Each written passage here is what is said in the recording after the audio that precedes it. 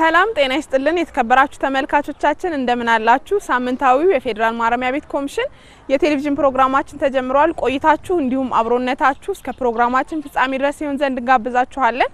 ተቀዳሚ አድርገን ወደ እናንተ የምናደርሰው መረጃዎች ይኖሩናል። መረጃዎቹን ተከታትለን እንመለስ። ሰላም ጤና ይስጥልኝ ውድና የተከበራችሁ ተመልካቾቻችን እንዴት ሰነበታችሁ? የሳምንቱን የማረሚያ መረጃዎች ይዤ ቀርብ ያለው ከመረጃዎቹ ጋር ዋና ሳጂና አባው መሐመድ ነኝ። አብራችሁን ቆዩ። የፌደራል ማረሚያ ቤት ኮሚሽን ከኢትዮጵያ ፌደራል ጠበቆች ማህበር ጋር በትብብር ለመስራት የሚያስችለውን ስምምነት ተፈራረመ። የፌደራል ማረሚያ ቤት ኮሚሽን ኮሚሽነር ጄኔራል ዮኑስ ሙሉ ስምምነቱን አስመልክተው እንደተናገሩት ሁለቱ የፍትህ ተቋማት ሰብአዊ መብቶችን በማስከበርና የፍትህ አስተዳደርን በማጎልበት የህግ ታራሚዎች ታርመውና ታንጸው አምራችና ህግ አክባሪ ዜጎች ሆነው እንዲወጡ ለማድረግ በስፋት እየሰሩ ያሉ ተቋማት መሆናቸውን ተናግረዋል። የኢትዮጵያ ፌደራል ጠበቆች ማህበር ፕሬዝዳንት አቶ ተስፋዬ ደረሰ በበኩላቸው የፍትህ ተቋማት ተጨባጭ ለውጥ ማምጣት የሚችሉት በተሰጣቸው ህገ መንግስታዊ ስልጣንና ኃላፊነት መሰረት በትብብር መስራት ሲችሉ መሆኑን ተናግረዋል። የኢትዮጵያ ፌደራል ጠበቆች ማህበር ከኮሚሽኑ ጋር በትብብር ለመስራት የሚያስችሉት በርካታ ጉዳዮች መኖራቸውን የገለጹት አቶ ተስፋዬ ደረሰ የጠበቆች ማህበር በውል ስምምነቱ መሰረት ለአባሎችና ለህግ ታራሚዎች ነፃ የንቃተ ህግ አገልግሎትና ስልጠና በመስጠት የፍትህ ተደራሽነት ለማረጋገጥ በትኩረት እንደሚሰራ አሳስበዋል። የፌደራል ማረሚያ ቤት ኮሚሽን ጥበቃና ደህንነት ምክትል ኮሚሽነር ጄኔራል ተክሉ ለታ የህግ ታራሚዎች ከጠበቆቻቸው ጋር የመገናኘት ህገ መንግስታዊ መብታቸውን ለማረጋገጥና ኮሚሽኑ በሚያሻሽላቸው ደንብና መመሪያዎች ላይ በጋራ ለመምከር ከኢትዮጵያ የፌደራል ጠበቆች ማህበር ጋር የሚያደርገውን የትብብር ስራ ተጠናክሮ እንደሚቀጥል አመላክተዋል። የኮሪያ ሆስፒታል ከደቡብ ኮሪያው ኒው ሆፕ ሪሃቢሊቴሽን ሴንተር ጋር በመተባበር በፌደራል ማረሚያ ቤት ኮሚሽን በሴቶች ማረሚያና ማረፊያ ማዕከል ለሚገኙ ሴት የህግ ታራሚዎች ነፃ የጤና ምርመራና ሕክምና አገልግሎት ሰጥተዋል። የሕክምና ቡድኑ የአይን፣ የጥርስ፣ የጆሮ፣ የውስጥ ደዌ ከአንገት በላይ እንዲሁም አጠቃላይ የጤና ምርመራዎችን በማካሄድ ለሴት የህግ ታራሚዎች ተገቢውን የሕክምና አገልግሎትና የስነ ልቦና ምክር አገልግሎት ሰጥተዋል። በጤና ምርመራና ሕክምና አገልግሎት አሰጣጡ ላይ የተገኙት የፌደራል ማረሚያ ቤት ኮሚሽን ኮሚሽነር ጄኔራል ዮኑስ ሙሉ የሕክምና ቡድኑ ለህግ ታራሚዎች ሕክምና ለመስጠት ፈልገው በመምጣታቸው አመስግነው በማረሚያ ቤቶች የጤና አገልግሎትን በማሳደግ የኮሚሽኑ ቀዳሚ ተግባራት መሆኑን ተናግረዋል። የኮሪያ ሆስፒታል ዋና ስራ አስኪያጅ ፕሮፌሰር ሶንግ ጆን ኪም እንደተናገሩት የኮሪያ ሆስፒታል ለበሽታ ተጋላጭ ለሆኑ ወገኖች የጤና አገልግሎትና ሰብአዊ ድጋፍ ለማድረግ ቁርጠኝነት መሆኑን አረጋግጠዋል። በፌደራል ማረሚያ ቤት ኮሚሽን የጠቅላላ ሆስፒታል ዋና ስራ አስፈጻሚ ኮማንደር ዶክተር ተስፋዬ አበራ በበኩላቸው በህክምና ቡድኑ የተሰጠው የጤና ምርመራና ድጋፍ ሪፈር የሚባሉ ታራሚዎችን የሚያስቀርና እፎይታን የሚፈጥር መሆኑን ተናግረዋል። የፌደራል ማረሚያ ቤት ኮሚሽን የስፖርት ክለብ ጂምናዚየም ለክለቡ አባላትና ለአካባቢው ማህበረሰብ አገልግሎት መስጠት መጀመሩ ተነገረ። የፌደራል ማረሚያ ቤት ኮሚሽን የስፖርት ክለብ ዳይሬክተር ኮማንደር ወንዶሰን ማንደፍሮ የስፖርት ክለቡ በሀገር ውስጥም ሆነ በዓለም አቀፍ ደረጃ ታዋቂ ውጤታማ ስፖርተኞችን ያፈራና ዛሬም በማፍራት ላይ የሚገኝ መሆኑን በመግለጽ ክለቡ ያለበትን ችግሮች በመቅረፍ የተሻለና ውጤታማ እንዲሆን ዘርፈ ብዙ ስራዎችን በመስራት ላይ እንደሚገኝ ተናግረዋል። ስፖርት ዓለምን አንድ የሚያደርግ ይበልጥም አንድነትን፣ ሰላምን፣ አብሮነትን ሰባኪና ገላጭ ነው ያሉት ዳይሬክተሩ የፌደራል ማረሚያ ቤት ኮሚሽን ስፖርት ክለብ ጂምናዚየም በማስገባት ለአገልግሎት ክፍት ማድረጉን ገልጸዋል።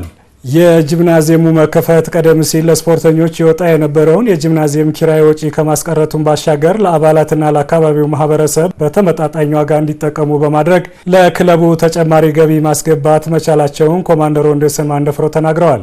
የፌደራል ማረሚያ ቤት ኮሚሽን ስፖርት ክለብ አንጋፋና ስመጥር አትሌቶችን ያፈራ ነው ያሉት ኮማንደር ወንዶሰን የክለቡን ውጤት ተኮር ስምና ዝና አጠናክሮ ለማስቀጠል ከኮሚሽኑ ስትራቴጂክ አመራር ጋር በቅርበት እየተሰራ መሆኑን ተናግረዋል። ተመልካቾቻችን የሳምንቱ የማረሚያ መረጃዎች እስካሁን የተከታተላችሁትን ይመስል ነበር። ቀሪ የማረሚያ ዝግጅቶች ይቀጥላሉ። መልካም ጊዜ። ከመረጃዎቻችን ተመልሰናል። አሁን የምናልፈው ወደ ቀዳሚ ዝግጅታችን ነው የሚሆነው። የህግ ታራሚዎች በፌደራል ማረሚያ ቤት ኮሚሽን ስር ያሉ ሰብአዊ መብታቸው ተጠብቆ ታርመው ታንጸው እንዲወጡ ይደረጋል። በዚህም አንጻር እንግዲህ መሰረታዊ ፍላጎታቸው ተሟልቶ በሚፈልጉት ሙያ ዘርፍ ላይም ውጤታማ የሆኑ ዘንድ የተለያየ ስልጠናዎችን ይወስዳሉ። ለዛሬም በሴቶች ማረፊያና ማረሚያ ማዕከል ላይ ለሁለተኛ ዙር የምረቃ ስነ ስርዓታቸውን ያካሂዱ የህግ ታራሚዎች አሉ። ስልጠናውን ጨርሰዋል። እሱን ተከታትለን እንመለስ።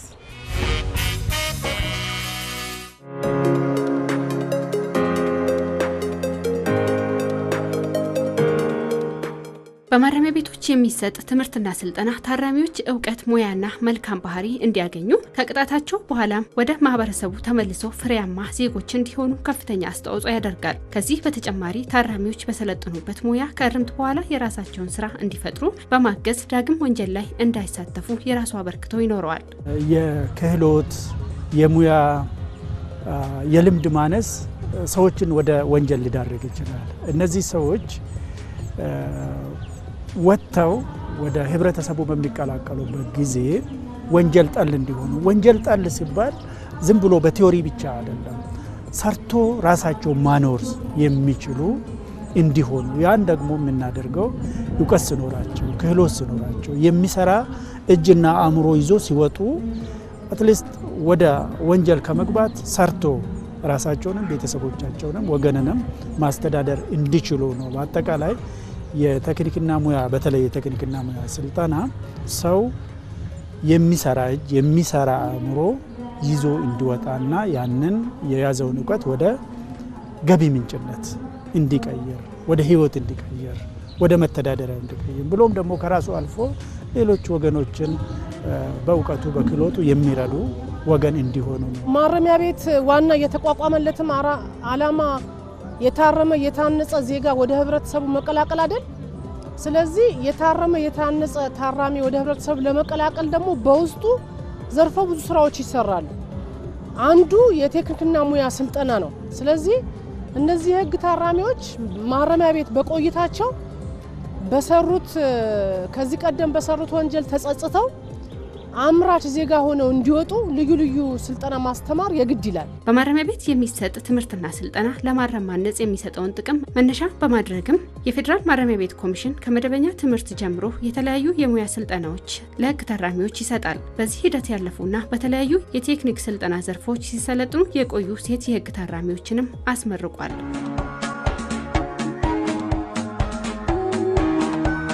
ደስ ሲል ነበር በጣም የተሰጠነ የስድስት ወር ስልጠና ነው። የአንደኛ ዙር ሰልጣኝ ነኝ፣ ተመራቂ ነኝ። በጋርመንት ነው የሰለጠንኩት። እዚህ ትንሽ ጊዜ ቆይቻለሁ፣ ወደ 2 አመት። ከዛ ቁጭ ባልኩበት መጀመሪያ ላይ ጸጉር ቤት ሰልጥኜ ተመረኩኝ። አሁን ሁለተኛ ጊዜ ነው እዚህ ቤት ስመረቅ። የ4 አመት ከ5 ወር ፍርደኛ ነኝ። 2 አመት ተቀምጫለሁ። አሁን 11 ወር ይቀረኛል። እዚህ ከገባሁ ብዙ ነገር አውቃለሁኝ። የጸጉር ቤት ስልጠና ተሰልጥኛለሁኝ። የእንስሳት እንክብካቤም ስሰራ ነበረ። የጸጉር ቤት ስልጠናም ይኸው ተሰልጥኜ አሁን ተመርቄያለሁ ጨርሼ።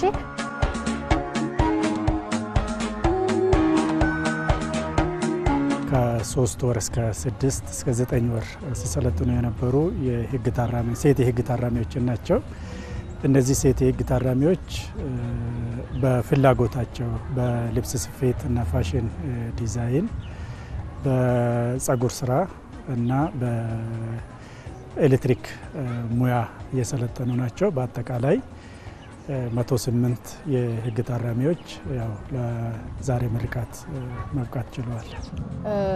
የወሰዱ ስልጠና የመደበኛ የሌቭል ስልጠና ሳይሆን ከ6 ወር እስከ 9 ወር ድረስ የሚደርስ ሙያ ነው። ከአቃቂ ቃሊቲ ቴክኒክና ሙያ ኮሌጅ ጋር በመተባበር የወሰዱ ስልጠና ነው። በቴክኒክና ሙያ ዘርፍ የሚሰጡ ስልጠናዎች ውጤታማ የሆኑ ዘንድ ከንድፈ ሀሳብ በተጨማሪ በተግባር የተደገፈ ስልጠና፣ ለተግባር ስልጠና የሚሆን የተሟላ ቁሳቁስና የመማሪያ ቦታዎች እንዲሁም ይህንን ስልጠና የሚሰጡ ብቁ አሰልጣኞችን ማሟላት የግድ ይላል። የፌዴራል ማረሚያ ቤት ኮሚሽን በቴክኒክና ሙያ ዘርፍ ለሚሰጣቸው ስልጠናዎች የሚያስፈልጉ ቅድመ ሁኔታዎችን ከማሟላት ጀምሮ ታራሚዎች በሚወስዱት ስልጠና በሀገር አቀፍ ደረጃ ተወዳዳሪ እንዲሆኑ በሚያስችል የጥራት ደረጃ የሚሰጡ ናቸው። ስልጠና ያው ደስ ይላል። ጸጉር ቤት ነው የሰለጠነው። ያው 4 ወር ምናምን ኦልሞስት 5 ወር ምናምን ሰልጥነናል። አስተማሪያችን በመጀመሪያ ጊዜ ካውያ ምናምን እንድንይዝ አደረገችና ከተግባር ከመግባታችን በፊት አሻንጉሊቶች ነበሩ። እነሱ ነበር የምንጠቀልለው የምንሰራው። በሂደት ወደ ተግባር ገባን ማለት ነው። እዚህ ቦታ ላይ ስንሆን ጊዜያችንን እንዳንፈጅ ያደርገናል። ሁለተኛ ነገር ደግሞ ከብዙ ነገር ራሳችንን ጠብቀን ቢዚ እናደርጋለን። ያለውን ነገር ውስጥ ድብርት ውስጥ ከመግባታችን በፊት ደግሞ እነዚህን አይነት ነገር ስልጠናዎች መውሰዳችን ለኛ በጣም ጥቅም አለው እና በጣም ደስ ይላል። ከ20 እስከ 30 እንሆናለን አንደኛ ዙር ሰልጣኞች፣ ሁለተኛ ዙሮችም አሉ እንደዛው እና ደስ ይል ነበር። አሰልጣኛችን በጣም ጎበዝ ናት። በጣም ታስረዳን ነበር፣ ታስተምረን ነበር፣ ፈጣን ናት እና በዚህ አጋጣሚ በሙሉ ተመራቂው ስም ምስጋና ማቅረብ እፈልጋለሁ።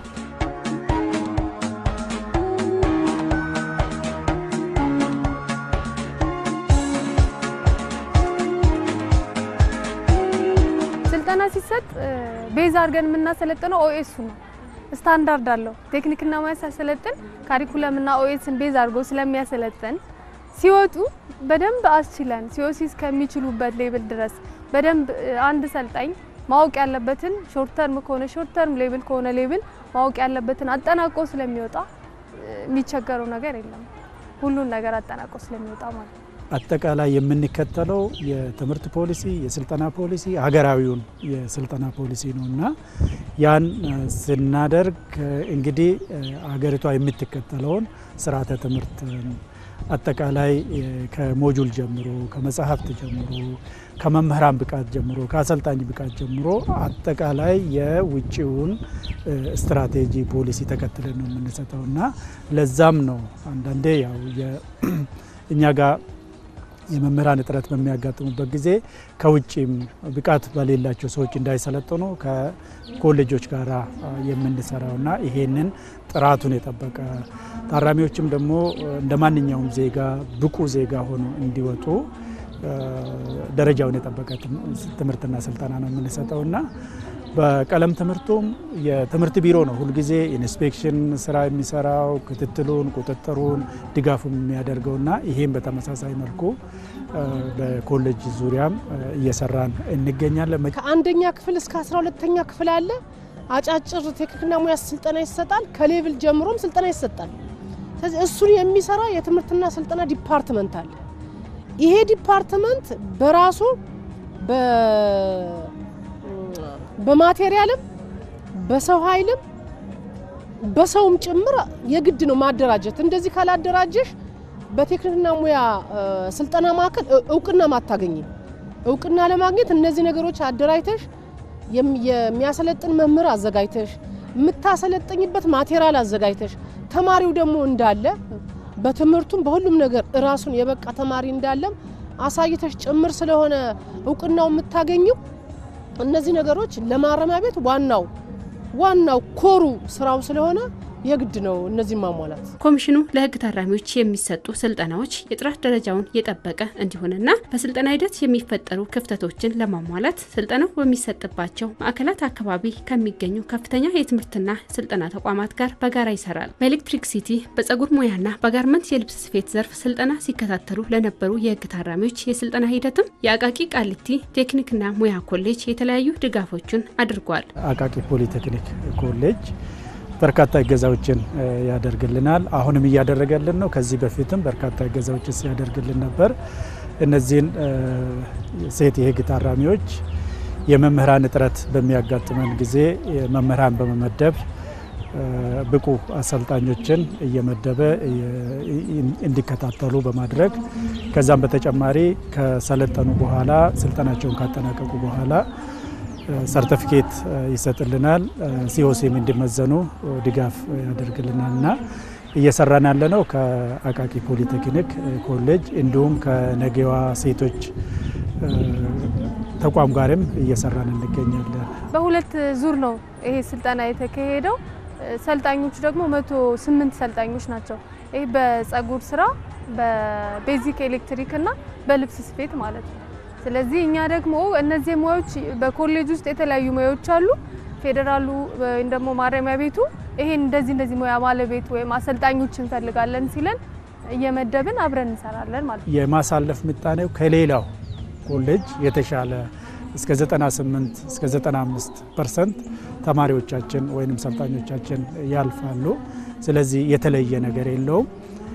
ይሄ ብቻ አይደለም። ፍቃድ የምናገኘው ከኢትዮጵያ ትምህርትና ስልጠና ባለስልጣን ነው። እነሱም ስታንዳርድ አላቸው።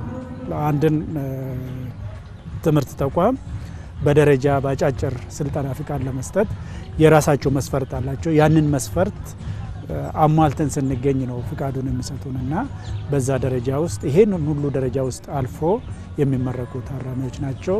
በብቃት ሰልጥነው በብቃት ምዘናቸውን አልፎ እንዲወጡ ነው የምናደርገው።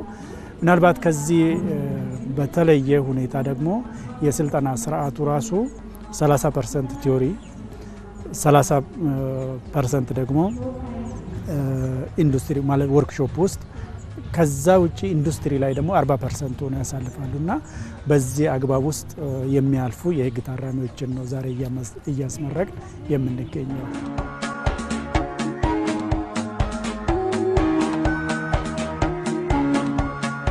በህግ ጥላ ስር እያሉ የሙያ ስልጠና አግኝተው ለምርቃት የበቁት የህግ ታራሚዎች ሙያን የመማር እድል በማግኘታቸው ከርምት በኋላ ስራ የማጣት ስጋታቸው እንደተቀረፈላቸው ይናገራሉ። በሰለጠንሁበት ሙያ ከስወጣ መስራት ፈልጋለሁኝ፣ ያላወቁትንም ማሳወቅ ፈልጋለሁና የሆነ ስራ ስንሰራ ከምንሰራው ኋላ ምን እንዳለ ማሰብ በቃ እኔ ተጸጽቼበታለሁ፣ ታርም ያለሁኝ በቃ ለህኝነት እንደማይጠቅም እና በቃ ማሰብ ነገሮችን ስናስብ ሆነ ስናከናውን ስናደርግ ማሰብ እንዳለብን በቃ ተምሬያለሁ። ብዙ ነገር ተምሬያለሁ እዚህ ከሰው ጋር እንዴት መኖር እንዳለብኝ።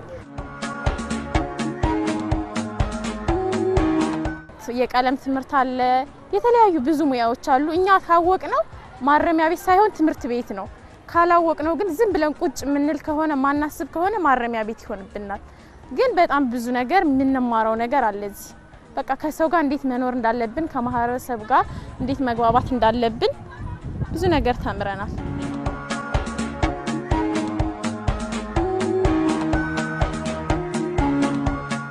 የህግ ታራሚዎች እዚህ የሚቆዩበት ጊዜ አይታወቅም። እዚህ በሚቆዩበት ጊዜ ምንም ነገር ሳያውቁ ሳይሰለጥኑ ሙያ ሳይይዙ እንዳይቆዩ ጎን ለጎን የእውቀት ባለቤት አድርጎ መፈቻቸው ሰዓት በሚደርስበት ሰዓት የእውቀት ባለቤቱ ነው ወደ ህዝቡ ሲቀላቀሉ ወደ ስራ እንዲገቡ በደንብ ጉሎ አስተዋጽኦ ስለሚያደርግ እነሱን ማሰልጠን ማለት ላይ ውጭ ሆነው እንደሚኖሩት አይነት እኩል ነው ብለን ነው የምንወስደው። ምክንያቱም በዛም ይታረማሉ፣ ሲወጡም ስራ ላይ እንዲገቡ ያግዛቸዋል ማለት ነው። ሙያ ነው እየሰለጠኑ ያሉትና ይሄ ሙያ እዚህ ማረሚያ ቤት እያሉ የራሳቸውን ገቢ የሚያገኙበት ራሳቸው ከሌላ ነገር ከማሰብ ወጥተው ስራቸው ላይ ብቻ ትኩረት እንዲያደርጉ የሚያደርግ ልዩ ስልጠና ነው የሚሰጣቸው። በእስር ቤት እድሜ ልካቸው አይቆዩም።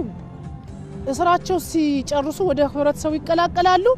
ሲፈቱ ደግሞ ባገኙት ሙያ ከዚህ ቀደም የሰሩትን ወንጀል ተጸጽተው ስለሆነ የሚወጡት እሱን የሚክሱበት ማህበረሰቡን የሚያገለግሉበት ብቻም ሳይሆን ራሳቸውም ከተረጂነት ወጥተው ለሌላውም የሚተርፉለት ራሳቸውን ይችላሉ። ቤተሰቦቻቸውን መርዳት ይጀምራሉ። መንግስትንም ስራ አጥን በቀነሽ ቁጥር ሌላ መንገድ ደግሞ መንግስትንም እየደገፈች ስለሆነ በሶስት አንግል ማየት ስለምትችይ ጥቅሙ ብዙ ነው።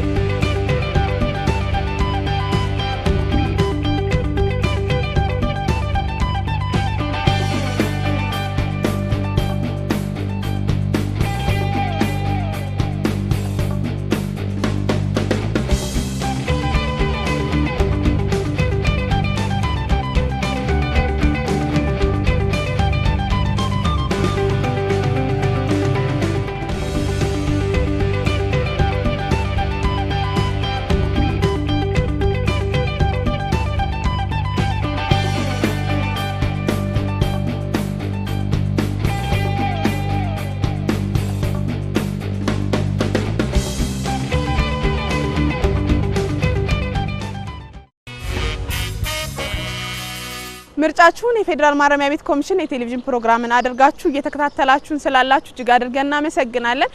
የህግ ታራሚዎች ከያሉባቸው ማዕከላት ግለ ታሪካቸውን የርምት ጊዜ ቆይታቸውን ያካፍሉናል። ለዛሬም ከአንድ የህግ ታራሚ ጋር ቆይታ አድርገናል። እሱን ተከታትለን እንመለስ።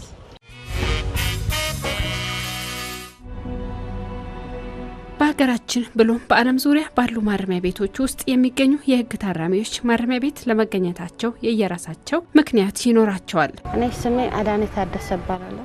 ተወልጄ ያደኩትም እዚህ አዲስ አበባ ነው። ትዳር ይዤ የምኖረው መካኒሳ አካባቢ አቦ ቤተክርስቲያን እዛ አካባቢ ነኝ። የሁለት ልጆች እናት ነኝ። ባለ ትዳር እና በአጋጣሚ ነው በቃ ይሄ ወንጀል የተፈጸመው። ችግር ህመም ወይም ለምንወዳቸው እንደፈለግነው ለመድረስ ብዙ ፈተና ውስጥ ልናልፍ እንችላለን። ሆኖም ይህንን ጊዜያዊ ችግር ለመፍታት ወንጀልን እንደ አማራጭ መጠቀም ብዙ ዋጋ ያስከፍላል። የህግ ታራሚ አዳነች ታደሰም በሰራች ወንጀል ማረሚያ ቤት የገባችበትን ሁኔታ ለምትሳሳለት ልጇ ለማስረዳት ከባድ እንደነበር ትገልጻለች። ትንሹ ልጄ የ10 አመት ነው ማለት 7 አመት ነው አሁን ላይ ስቆጥሮ ነው 10 እና እሱን ለማሳመን በጣም ትንሽ ተቸግሬ ነበር እና እማራለሁ ሁሉ ብዬው ነው የዋሸሁት ማለት ነው። እና እናቴ ለምንድን ነው የምትዋሽኝ አለኝ። እኛ በፖሊስ አይደለም እኮ ትምህርት ቤት የምንጠበቀው እና አንቺ ምን አርገሽ መስለኝ በቃ እውነቱን ነገርኩት። አጥፍቼ ነው የመጣሁት እዚህ እና ያው ቅጣቴን ተቀብዬ ጨርሼ ጥሩ እናት ሆኜ እወጣለሁ ብዬ አሳመንኩ።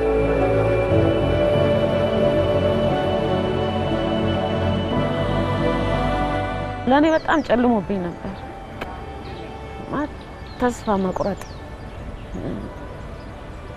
በነገራችን ላይ አሁን እንዲያውም ካውንስሊንጎች አመሰግናቸዋለሁና እኔ ላይ የሰሩብኝ በጣም ደክሟል። ኃይለኛ ነው። እደባደባለሁ። ማስረዳት አልችልም፣ መረዳት አልፈልግም። ምንም እና አለ በቃ በሚናፍቀኝ ሰዓት አለ አውሬ ነው ማለት ምንም ይሆናል። በቃ እደባደባለሁ። ሰው በስነ ስርዓት አልታዘዝም። ቢያንስ አለ ብቻ እግዚአብሔር ይመስገን አሁን እስር እየገባሽ አሁን ከአመት 2 3 ስትይ ይደክምሻል፣ ይጎዳል። በመጥፎ አጋጣሚ ማረሚያ ቤት ብትገኝም ከወደቀችበት አትርፋ መነሳትን መርጣለች። በማረሚያ ቤት የነበራትን ጊዜ በከንቱ ከማሳለፍ ይልቅ የተለያዩ ሙያዎችን በመማርና ስራን በመስራት በማሳለፍ ላይ ነኝ የምትለው የህግ ታራሚዋ የወሰደቻቸው ስልጠናዎችና የስራ ባህል ከርምት በኋላ የሚኖራትን ህይወት ተስፋ እንድታደርግ እንዳገዛት ትናገራለች። ያሳለፍኩት ጊዜ ከሚቀረኝ አይበልጥም፣ ግን ያው ቶሎ በፍጥነት በቃ ጊዜ እንዳይሄድብኝ ሙያው ነው ምንንም ስልጠናው ነው። አሁን በጣም ብዙ ስልጠና ሰልጥኛለሁ። በሲንጀር ተመርቄያለሁ፣ በፀጉር ተመርቄያለሁ። የተለያየ የግንትኖች አቻላቻ ስልጠና አለ። በቃ ብዙ ወስጃለሁ። አሁን ሌላ ሰው ነኝ። ሌላ ወጥቼ ምን እንደምሰራ ማን እንደማገለግል ለልጄ ምን አይነት እናት መሆን እንዳለብኝ በትዳሬ በአካባቢ አሁን ምን ይሁን ቆም ብለሽ ስታስቢ እናት ትልቅ ነኝ። ከኔ ምንድነው የሚማረው ልጄ ብዬ አሁን መንገድ ላይ ነው። እግዚአብሔር ይመስገን። ሰኞ ደግሞ ወደ ሲንጀር ገባለሁ ከግማሽ ቀን ማለት ነው። ግማሽ ቀን ደግሞ ፀጉር ቤት ሰለጥናለሁ። ቅዳሜ ማህበራት ጓሮ ሰራለሁ። ስለዚህ ስራ በፍላጎት ምንም ይሁን እኔ ደከመኝ አለ ሰራለሁ። እግዚአብሔር ይመስገን ጤነኛ ነኝ። ከተኛሽ ግን ብዙ በሽታ አለ፣ ብዙ ጭንቀት አለ። በመስራቴም በምንም እንዲያውም ውጪ እንደዚህ በሆን አልኩ አንዳንድ አስባለሁ። ውጪ እኮ እንደዚህ ብሰራ ሀብታም ነኝ፣ የሰው ንብረትም አልመኝ። የእውነት ነው። ጉልበትሽንም ምንሽንም የምትፈትኝበት ቤት ነው።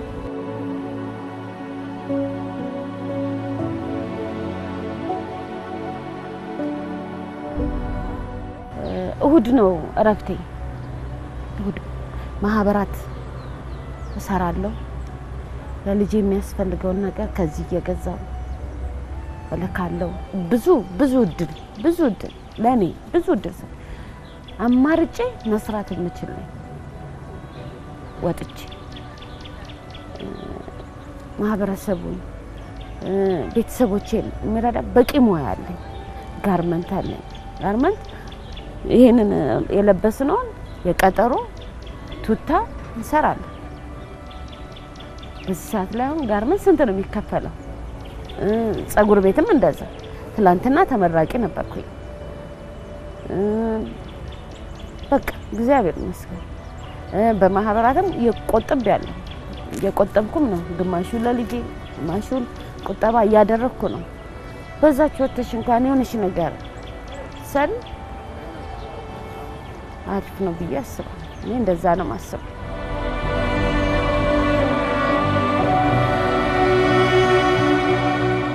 እኔ ለልጄ የምለው መጀመሪያ ልጄን ያገኘሁበት ባለቤቴ ነው። ለባለቤቴ በጣም አንገቱን ያስደፋት የአዲስ አበባ ልጆች ነን እና ተወልዶ ባደገበት ነው አንገቱን ያስደፋውትና ብዙ ነገር አልፎ መጥቶ እንደሚጠይቀኝ አውቃለሁ። በጣም እና በጣም በድያለሁ። መከስበት ዘመን ደግሞ ይመጣል። ለልጄም ደግሞ ዳግም ሰለሞን ይባላል። ዳዬ ነው መለውና በቃ ይቅርታ ልጄ ነው።